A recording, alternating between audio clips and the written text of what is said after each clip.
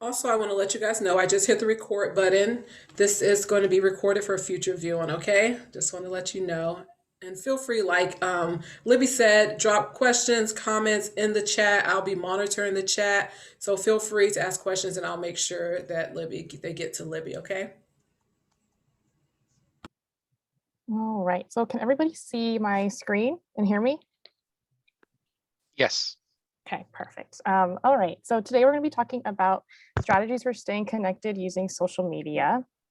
There we go. So I guess you were probably wondering, well, who are you? My name is Libby Champion. I'm the digital communications coordinator for the city of Orlando. I'm pretty new here. I just started in November, so definitely still learning the ropes, but I have a great team who's helped me a lot with learning everything there is to know about the city. I have about 6 years of digital and communications experience. A couple of years ago was named to Orlando Business Journal's 40 Under 40 for where I work with social media. At the time, I was working with a school, Montbird Academy, and I helped them retool their communication strategy. And I previously worked at Disney, but I'm here now and I'm loving it. Okay, so let's chat before we really jump into everything. I would love to know, you can put it in the chat or you can just shout it out, whatever you're more comfortable with. If you'd like to share, what social media channels are you currently using to connect with your neighbors or connect with whoever your audience may be, whether it's Facebook or Twitter or Instagram or anything else, TikTok, Reels? I would love to know. Let me see if I can see the chat here.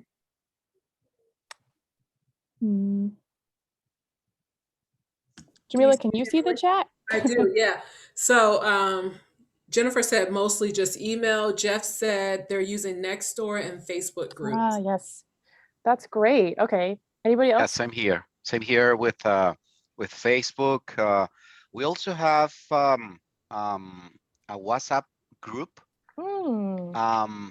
But well, I'm actually part of the HOA, and we were told to basically log off from WhatsApp because it was not recommended to be as part of the WhatsApp. So I guess it's more liability issue. Yeah, Mhm. but that's actually a very good way for the neighbors to connect. Yeah, Um, yeah. Yeah, so no, I definitely get that. And I've heard about those security concerns too with WhatsApp. And it's definitely something to think about in the social media world. But Nextdoor is a great resource too, and Facebook. So those are all great platforms. Jeff Uh, also said MailChimp as well. oh, MailChimp. Yeah, I've used that in the past. It's a great email platform. So all good ways to connect with your followers. Okay, so today we're going to talk about knowing your audience. How do you know who the people are that you're communicating to or with?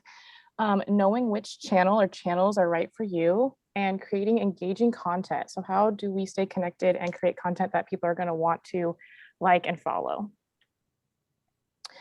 All right. So knowing your audience. So this can be tough for people, but if you really think about it, you probably already know your audience, especially, like Orlando said, like running an HOA or something like that, or a neighborhood group or neighborhood watch. So you probably know, there we go. So you probably already know your audience, even if you think you don't. So those are going to be like your neighbors, the people that are part of your HOA. And let's say you really don't. So let's say, I really don't know like who I'm trying to communicate to, and I need to find that out.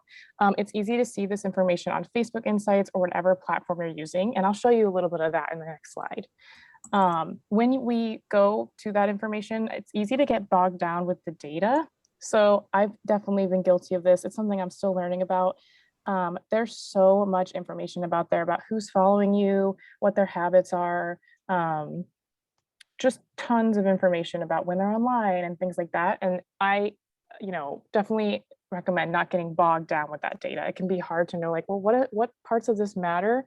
Um, but don't feel like you have to know all of it to really know who you're communicating to.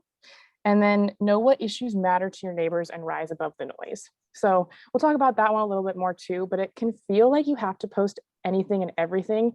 I know at the city we get tons of information in and tons of updates about what's going on in the city and things that people want us to communicate out, but you definitely don't want to overpost and make people feel overwhelmed. So know what issues matter to your neighbors, and then everything else kind of fizzle out. So let me show you a little bit of the Facebook Insights. Okay, so I'm gonna actually go into Facebook and show you how to find this information, but here's an example of the city side. So as you can see, these are our followers, and 64% of our followers are women and 35% are men. So we can kind of see here the age range of the people that follow us. And this helps us tailor our content so we can know like, oh, well, we have, this is probably, you know, maybe like parents or families, but it can also show us like, you know, who's following us and what kind of content they may like. So I'm gonna exit out of my presentation really quick here.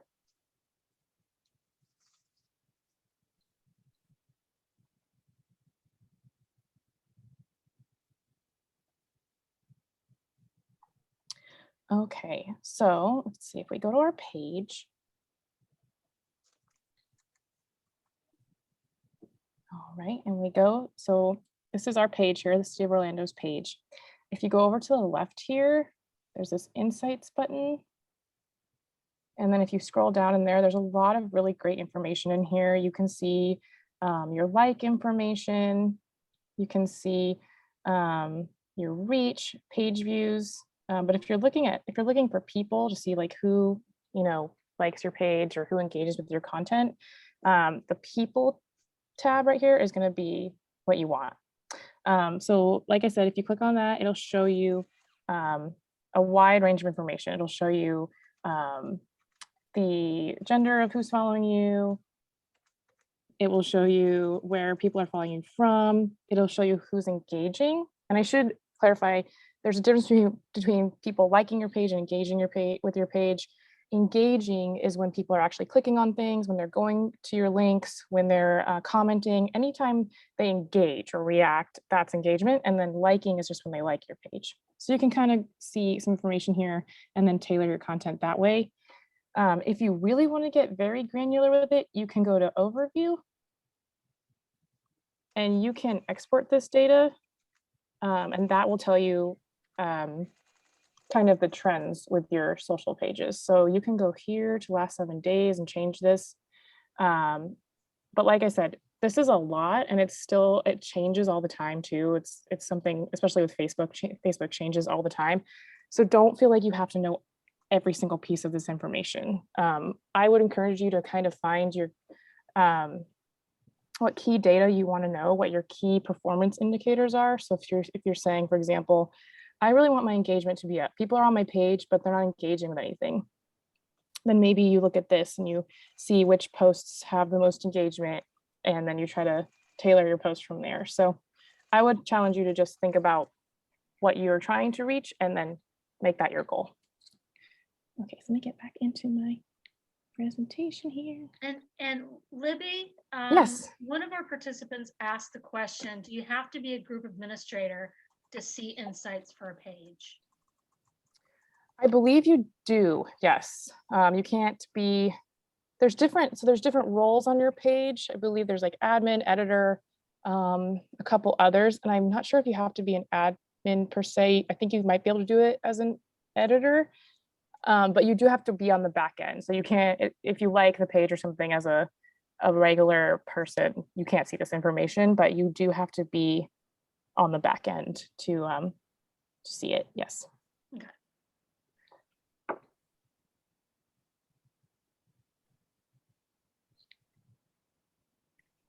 Okay, so this is a really great graphic that I was shown in school, and it's really helped me a lot when you're trying to think which channel is right for you. So it can be easy to be on every channel, and sometimes it feels like we need to be, right? I know sometimes I struggle, and my amazing supervisor, Natalie, who's here, she really challenges me to say, how can we take our content and make it different on our different channels and not be on everything? So for example, we are on Twitter, Instagram, Facebook, Nextdoor, and Reels for Instagram and things like that, but we don't have a TikTok right now. And part of the reason for that is we're thinking about our audience and saying like, is that something our audience really would respond to? Who is our audience, and would they be on that channel? So it's okay not to be on every channel. More isn't always better. And when you're thinking about which channels should we be on, I encourage you to think about this donut graphic here. So different channels have different goals. So think about what your goal is. You really don't want to be on everything because that can dilute your content. So for example, so Instagram a lot of times is curated things. So see curated pictures of me with my donuts and check my story for candid moments. And Facebook is I like donuts, or, so these are basically, my point is that every channel has a different goal. So think about your goal and then think about what channels you want to use that for.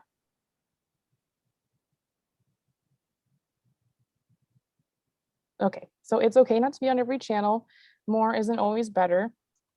Focus on making the channels that your audience is on even better and prioritize goals. So let's say you're on Facebook, you're on Twitter, but you're thinking about maybe getting on Instagram.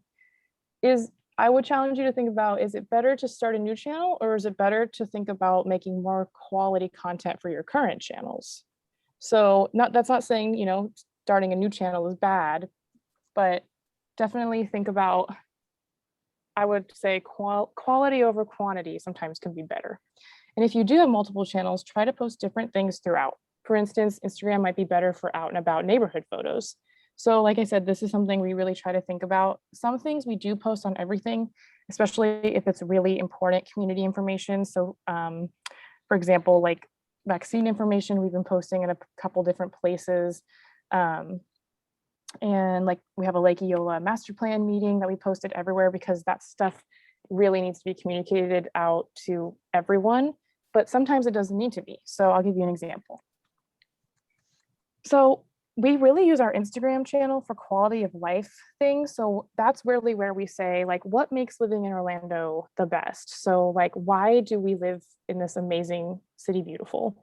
And this is a great example of that. So this is actually a photo, I think this is from Natalie, but I can't remember exactly who provided it, but so this is a great photo of our tabebuia trees. They're definitely something we love about the city, and they only really bloom, they're just something that is so Orlando. Like every spring you go out and you see them, and people really responded to that. And so, we could post this on other channels too, and I'm sure it would do well, but our kind of branding on our Instagram is about quality of life. So we put this there, and it got a great response, and so that did well. But like Facebook, for example, that's kind of where we post more, I don't know if important is the right word, but long form things with links. It's hard to post things with links on Instagram because you can't really click, you can't in the caption here, you can't really click on a link and go there. So we try not to post things on Instagram that are super long.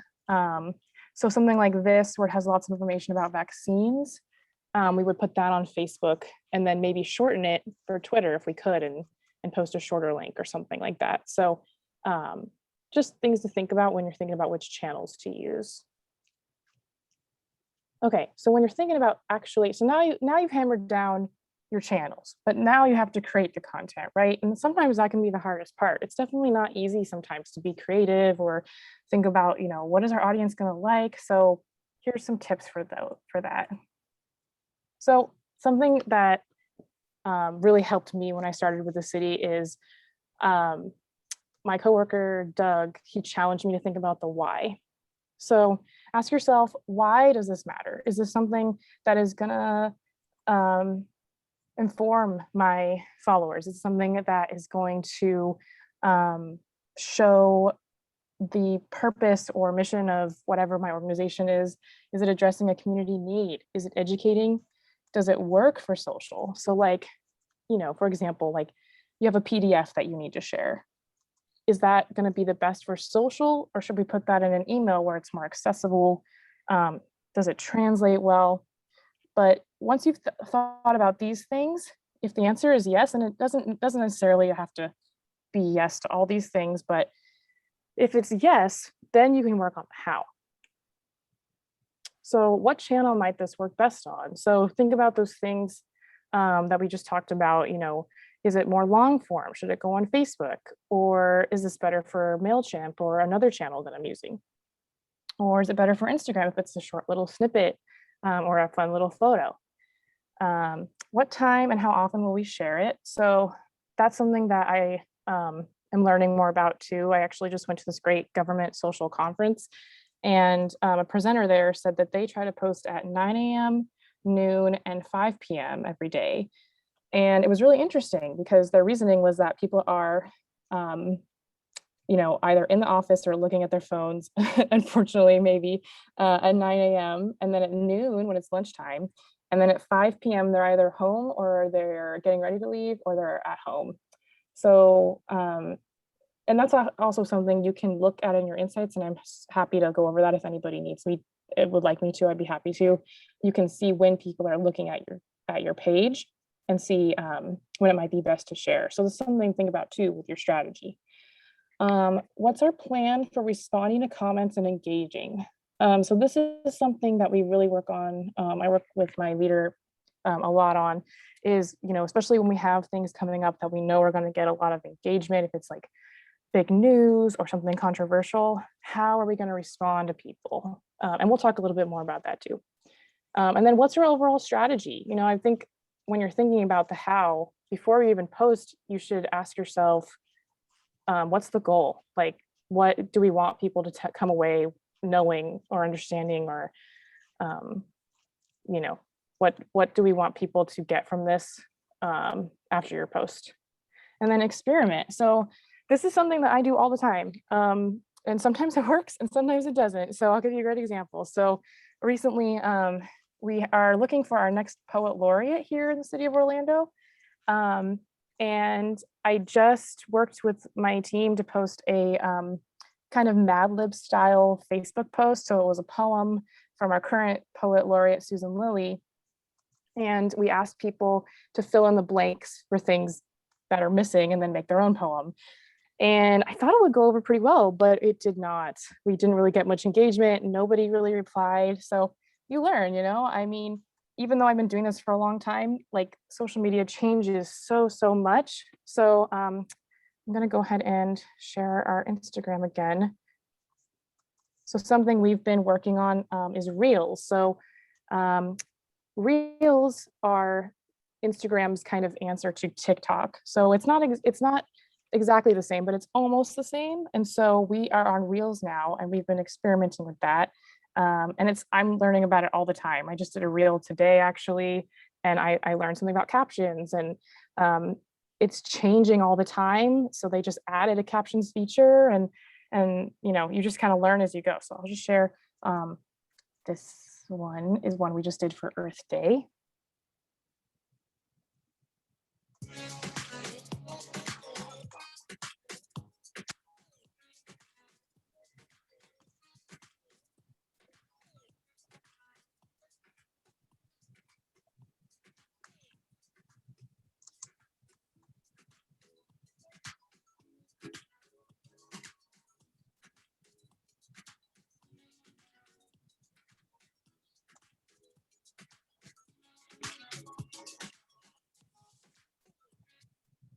Yeah, so just fun little snippets. That's basically what Reels is, but goes back to experimentation. It's just seeing what works and seeing what doesn't. And if it doesn't work, that's okay. Just try something new. And really at its core, when you're really like, I don't know what to post, this is so hard. I've been there. I totally have been there. It's all about community, honestly. What we've noticed and looking at our data is people respond to community. People want to see stories, people who are getting involved. Maybe it's someone's garden that they've worked on really hard. Maybe it's emotional. Maybe it's a little bit vulnerable. We've just found that featuring neighbors and featuring like the human side has just been the best for us. And it really just brings people together, which is the whole point of social media. So, and at the end of the day, just be yourself. Positivity shines through, but be open to vulnerability as well. And this is a great quote that Mark Espesso, he works over for Orange County. He does their digital communications there. He says, cultivating casual baseline relationships like those with your neighbors helps us feel less lonely and more empathetic, which is something we so need right now, especially in these COVID times. These are the connections that save us in times of disaster and crisis. So connecting with your audience and finding those connections there when it's good times really helps in the bad times. And once you post, engage. So a lot of times I see organizations that just post and they don't engage, and that is something I would recommend not doing. So you don't want to just post it and forget it. So the whole point of social media is to be social. So if people comment or they send you messages, I really try to check I'm on our Facebook and everything and our social channels like all day, every day, but I would say at least try to check it 1 or 2 times a day, especially if you know it's something that's going to have a lot of engagement. Be open to feedback and comments, both positive and negative. And this is a great time too to have a social media strategy. So if you don't have one, there's a lot of great resources online. I'm happy to help with that if you need that too. But once so let's say you're not sure, like, is this something we respond to or not? Your social media policy can really help you with that. And you can put it on your channels, like say your Facebook, and share it so that people know, like, this is not in our community guidelines. So for example, if people are swearing or they're being really offensive, and you delete it, and that's in your social guidelines, and that's in your policy, people know. So I definitely recommend a social policy, and position yourself as a resource to ask questions and get help. So that's something I'm really proud of that we do here at the city, is we position ourselves as a resource for our residents. So you can always reach out to our Facebook, our Twitter, Instagram. People do that all the time with questions about their neighborhoods, and we really try to get back to them. These are some helpful channels to follow here at the city and Orange County. And I'm also happy to present this presentation to anyone that would like to have it if you would like to follow these. And if you have any questions after today, if something comes up and you're like, oh my gosh, I forgot to ask that, totally okay. Here's my email. And then these are my personal social handles. By no means do you have to follow these or anything, but if you'd like to, they are there. And you're more than welcome to ask questions there as well.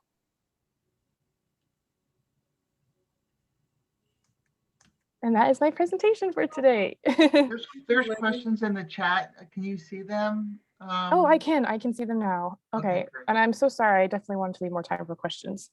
Okay, let's see.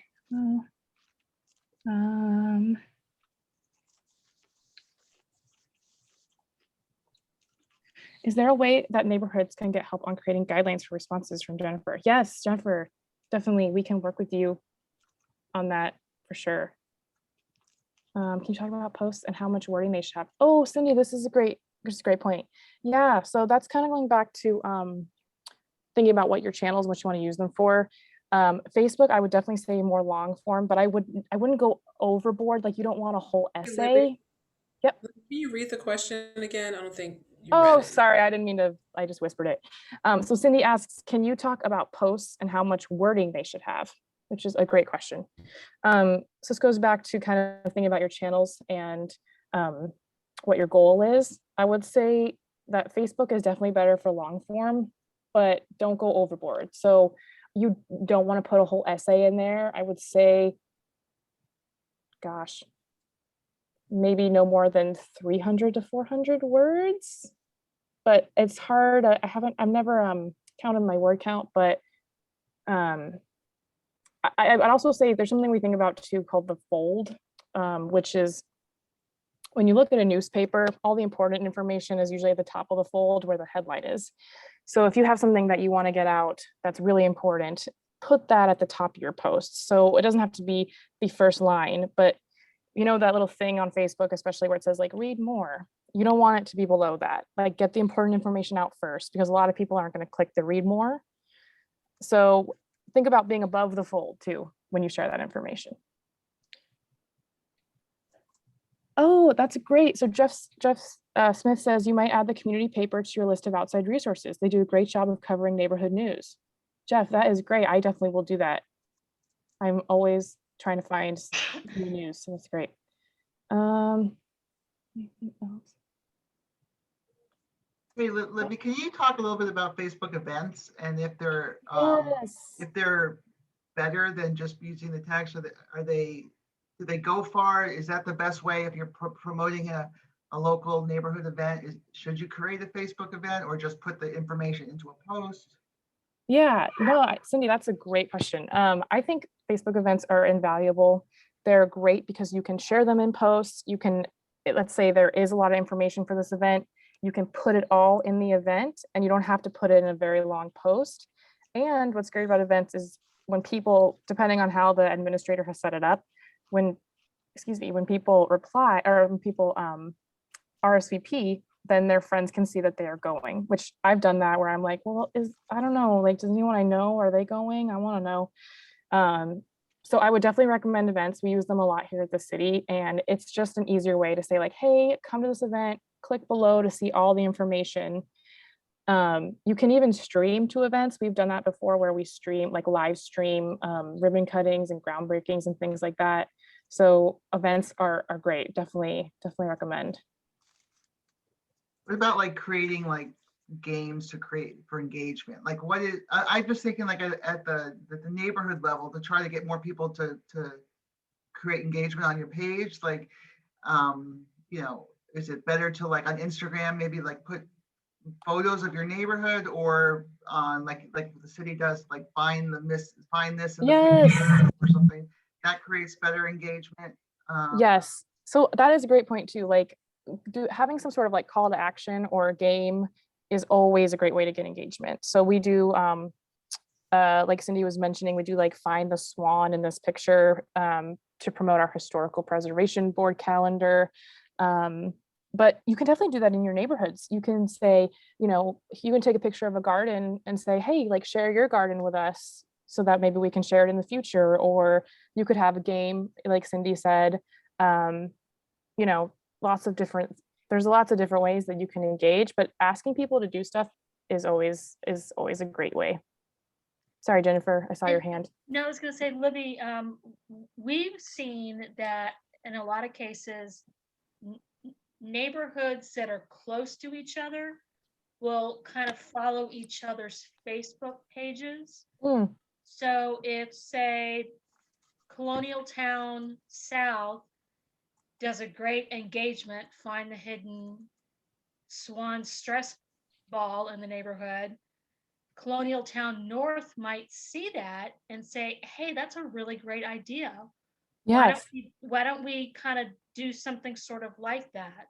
Yeah. So neighborhoods have really been able to get some really great ideas from each other that way. I love that. And like, that's a great point too about partnership. So like we partner really closely with Orange County, but like, neighborhood associations, they can definitely partner too and help each other and you can get ideas off of them. So yeah, that's great. I have a question. I'm sorry.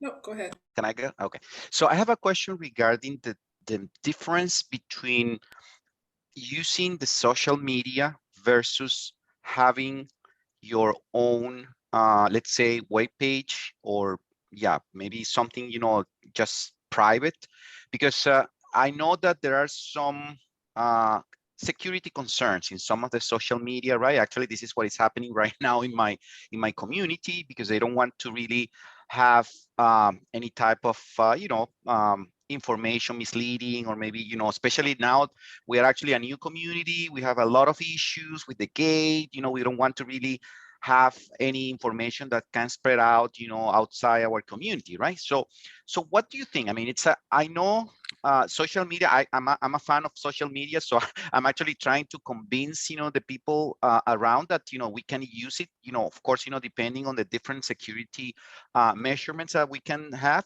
but at the same time, I understand the concern, right? Because at the end, it's a security concern. So what can you say about this? Yeah, that is a really interesting point, and you're right. It's tough because there are some security concerns, especially with WhatsApp and some other ones. I totally get that. So is your group, is it like a neighborhood association group? Or is it Correct. okay, so you can, what I'd recommend is if you're okay with switching channels, I might try using Nextdoor. Okay. Is very secure, and or even like a Facebook group. And the great thing about Facebook groups is you can also make it closed, so it's only the members, and you can invite people, but it's only the people that you want to be in it. But Nextdoor is a really great resource, and it's made for neighborhoods. So I would kind of recommend that. But I understand it can be hard if people are used to WhatsApp to get people off of that. Right. But yeah, and there is another ingredient here. So there are some people, like, for example, we created a Facebook page, but there were not many people with Facebook account, and they didn't want to create an account, right? So that's the reason why we actually used the WhatsApp, because everybody has a phone, right? So at least they can get in. So and again, the idea of having the web page is because we can just create a web page, and nobody needs to have an account. They can just get in and get the information and all this stuff. But at the same time, I mean, I feel like we are actually trying to reinvent the wheel, because I mean, there are already platforms for that, and that's actually what I'm trying to do. But again, I understand that the security thing is an issue, right? yeah. So I mean, I wanted to get some sense from your perspective, that I can probably use, in order to. Yeah, no, definitely. And Natalie is also on the call. Yeah, I was gonna chime in. I think one of the important things to think about between websites and social media, websites are a place to provide information. It's a one-way street in terms of communication. Social media is a conversation. It's a forum, it's a place where you're going to have back and forth. So you definitely want to think about those two things when you're deciding on where to put the information. You do have those concerns because not everyone is on social media. That's 100% correct. We have that problem every day. There are neighborhoods that aren't on Nextdoor. They aren't on Facebook or anything. So like, how do you get to them? Like that's always that challenge that we have to figure out. I will tell you from just my personal thoughts and how the city kind of approaches it with social media, we're transparent. If it's something that you don't want other people to see, social media might not be the best place to put that information, because like you said, there's security breaches. Like, yeah, you can have a group that you have to join in on, but you never know where that information is going to go, because someone can take a screenshot and post it somewhere else. Correct. But having said that, it's still a good thing to have a place where people can just ask each other questions, or if there is misinformation, you as a subject matter expert in your neighborhood, fully knowing, because you're part of the HOA, can say, no, this is the actual information. That's how you can kind of combat that, is if you are on there and you're paying attention to it and you're able to respond quickly to it. So I think what's really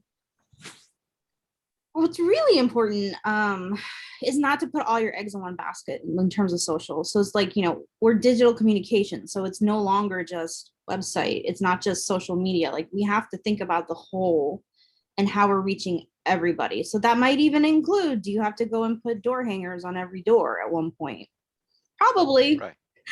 We still do that as a city too. If there's a sewer problem, they're out there hanging notes because we don't know if people are following us or not. So I think that's kind of. I think to Natalie's point, also websites are only as good as how you keep it up to date. Mm-hmm. And like Natalie mentioned with social media, if you're not following the Facebook page or checking it, and people are commenting, you're not staying on top of that, then that could be difficult. One thing that we encourage it for the neighborhoods team is well, back to Libby's point, what's your goal, right? Is your goal to push out information? And maybe an e-blast where you just send an email with all the information, and it's a one-way.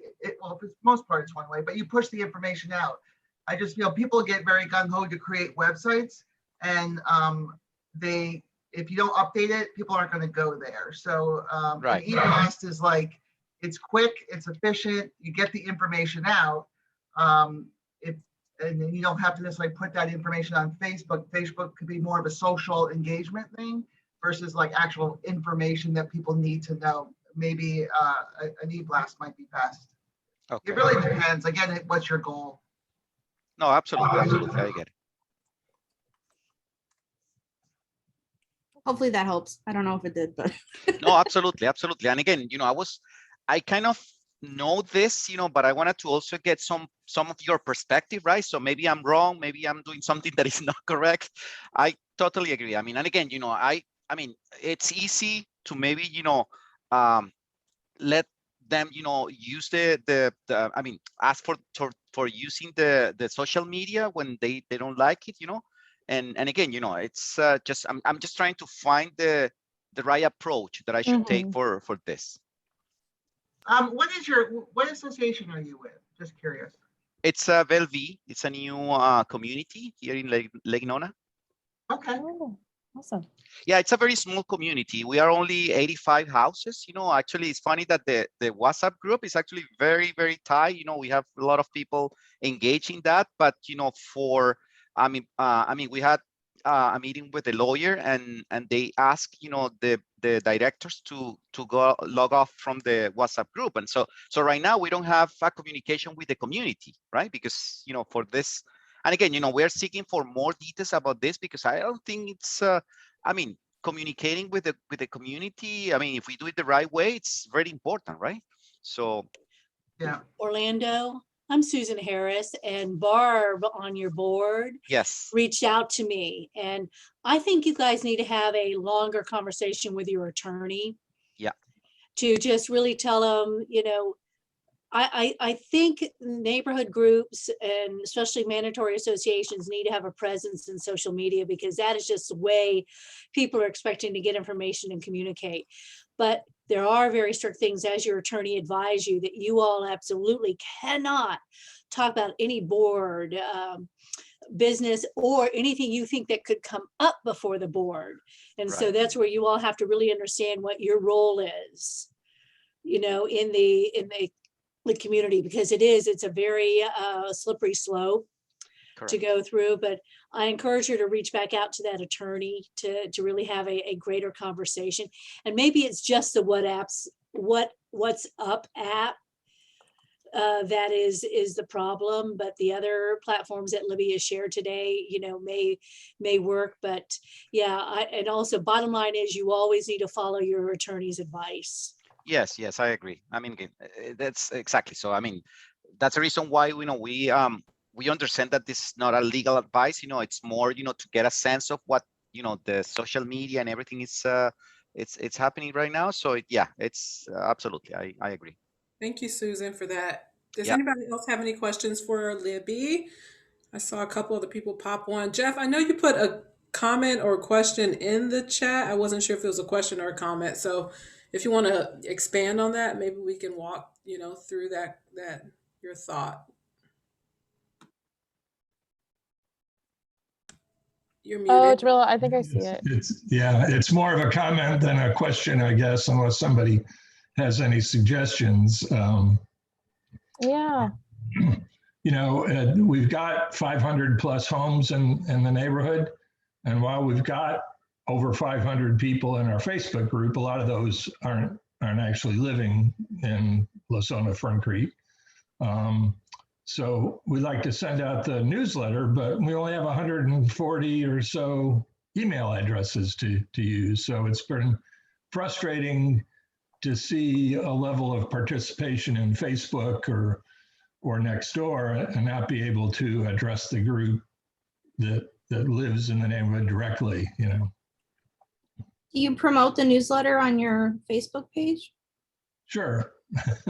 I usually link the MailChimp newsletter on Facebook and Nextdoor so people can read it even if they're not getting it in their email. Do you put a little snippet of what's in the newsletter, or do you just provide the link? I guess it's primarily the link and not regurgitating everything, that's in the newsletter itself. Yeah, sometimes we have the same, I think that's a universal problem. So what we tend to do is, sorry, Libby, I totally took over, but we will tease it, just like saying like this is exclusive content that you will only get in the newsletter. Tease it a little bit, like, hey, do you want to learn more about the swans? And then link to the newsletter and say that you can sign up. That might be worth trying. Yeah, sure. Jeff, you can also, in the top of your Facebook page, you can put a call to action. So right now ours is like, send us a message, but you can put like, sign up for the newsletter, or I don't think it's exactly that wording, but you can put that too. So then when people go to your page, they see it and they can just click it. Yeah. That might help too. Okay, great. Thank you. Libby, can you talk about deleting posts? Like, say if you put up something and you get a lot of negative feedback, is it better to take it down or leave it up? Yeah. So that's a good question. So I think it depends on your social media policy. Like, I really think that's where that helps. If it's something, you never want to just delete something because you disagree with it. So, social media is a conversation. It's not like you just don't like what they said, so you delete it. We get comments all the time on things that are hard to read, but if it's not really violating our guidelines, which is like swearing, or being, very offensive, then we really don't delete. And even then we usually don't delete, because the person can come back and say, oh my gosh, you deleted my post. And then it's a whole other thing. We hide comments. So I know I keep repeating this, but your social media policy, it makes it so there's no gray area. It makes it so it's not like, I don't know if we should delete this or not. And that way the person can't be like, how come you deleted this, or you deleted my post, but you didn't delete this one. Going back to that and saying like, these are our guidelines. This is what we keep on our page. This is what we don't tolerate. Will help you a lot. Thank you. Is that an internal policy or is that a public policy? Like, is It's it public. public Yeah, policy? we have it on our page. On our website, we have a social media page. It's there. It's also on our social channels as well. So it's public. So if anybody says like, I didn't know, like technically when you post, you are adhering to that. And you could, you say social media policy, but like for Jeff, for like voluntary, you could make it like just social media guidelines that you post. So like you have something to, it doesn't have to be some like official policy like the city would have to have. This would be maybe something that, we really encourage. You may not have an issue with this, but just guidelines so people know what to expect or what may get taken down. Because it's kind of already put up there that these are the guidelines for our page. Yeah.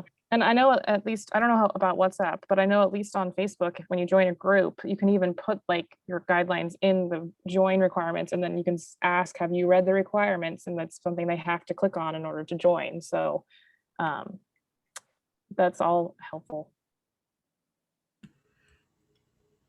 Libby, will your PowerPoint be available to send out after? Yes, definitely. I'm happy to share. Okay, yeah, I would love to share that with our participants today, and just a group of people who weren't able to join as well. So yeah, I'll send it to you, Jamila, and then you want to send it out. Yeah, that'll be great. I know we have some people join a little bit after she started.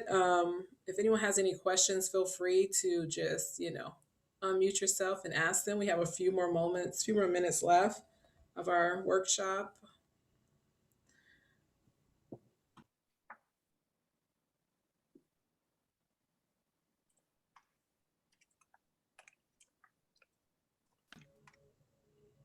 Okay.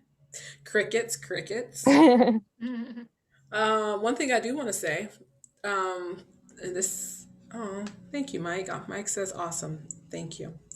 One thing I do want to say that it's not about the social media. I want to make an announcement. Can I make an announcement since this is the neighborhood Lunch and Learn? So each month we have something called Notable Neighbor. It usually goes out in our neighborhood newsletter. It gets posted on our social media page. It's where we highlight unsung heroes throughout the city. They do not have to be a neighborhood's on a board, like a neighborhood board member, but we want to highlight just people throughout the city who are doing great things. And during COVID, we saw so many acts of kindness, and we came up with what is it? Thank you, ORL. Thank you, Orlando campaign. Ugh, I think I probably got that wrong. But we came up with a campaign to basically highlight the things that people are doing. And so we're continuing in that vein. So if you guys know anyone in your neighborhoods or a neighboring neighborhood that are doing great things to help people, whether they're having breakfasts or they're helping to, just collect things to help give away to people, we want to highlight those individuals. And so feel free to go to orlando.gov/notable neighbor and nominate someone who's doing great things. And they can be on the board. We've had at least, I think we had 9 now who have been highlighted by the city who are doing great things. So just wanted to drop that little nugget. That's great. Cindy, did you have anything? We may be able to No. get back those some of their life Thank back. you, Libby, and thank you everybody for joining us. Thank you. If there's any further questions, just send Libby or Jamil an email and we'll make sure they get answered and get you connected to the answers.